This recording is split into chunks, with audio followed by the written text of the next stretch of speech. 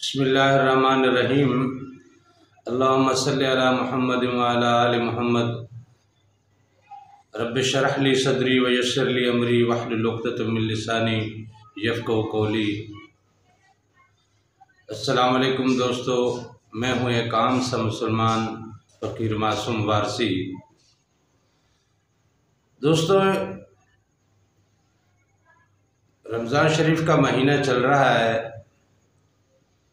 रोज़े अभी इख्तिताम की तरफ गामज़न हैं। रमज़ान का महीना इख्तिताम की तरफ गामज़न है। उम्मीद है कि अल्लाह ताला की नज़दीकियाँ, अल्लाह ताला की रहमतों, अल्लाह ताला की बख्शिशों और अल्लाह ताला की करम और इनायात की इस बारिशों के मौसम में आपने बहुत कुछ कमाया होगा और जो कुछ भी किया अल्लाह ताला उसे कबूल फरमाए और उस कमाई को अल्लाह ताला आपके हिस्से में लिख दे। इस दुआ के साथ एक सवाल पे बात करेंगे।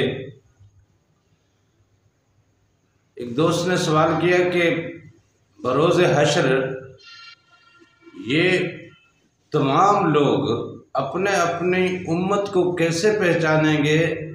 पूरी दुनिया के ये इतने सारे लोग जब एक मैदान में इकट्ठे होंगे तो वो फिर अपने पैगंबर को कैसे पहचानेंगे और उसके पीछे, उसके साथ, उसकी लाइन में कैसे लगेंगे, उसकी सफ़ में कैसे लगेंगे? हर उम्मती अपने पैगंबर को कैसे पहचानेगा और हर उम्मती अपनी उम्मत को कैसे पहचाने? अपने अपने जनाब उस लश्कर को और उस गिरोह को कैसे पहचानेगा कि मैं इस नबी की उम्मत का हूँ और ये फ़लाँ नबी की उम्मत का ये गिरोह और सफ़े हैं, मैं इस तरफ जाऊँ। और इसी तरह पैगंबर भी अपने अपनी उम्मत को कैसे पहचानेंगे? तो इसके हवाले से बारहा आपसे इस बात पे गुफ्तगू होती रही है कि ये जो मामलात हैं, इस दुनिया के बाद के तमाम मामलात जो हैं वो हमारी रूहानियत से वाबस्ता है, हमारी बातनी मखलूक से वाबस्ता है, हमारी ज़ाहिरी खिलकत से नहीं है।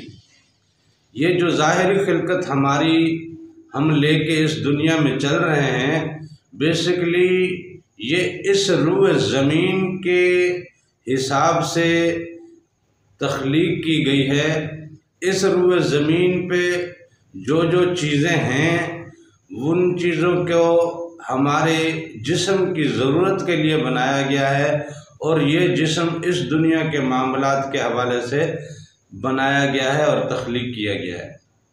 जब इंसान इस दुनिया से रुखसत होता है तो ये जिस्म इंसान का दफना दिया जाता है और ये इस मिट्टी में फिर फना हो जाता है, यहाँ तक कि हड्डियाँ भी गल जाती हैं।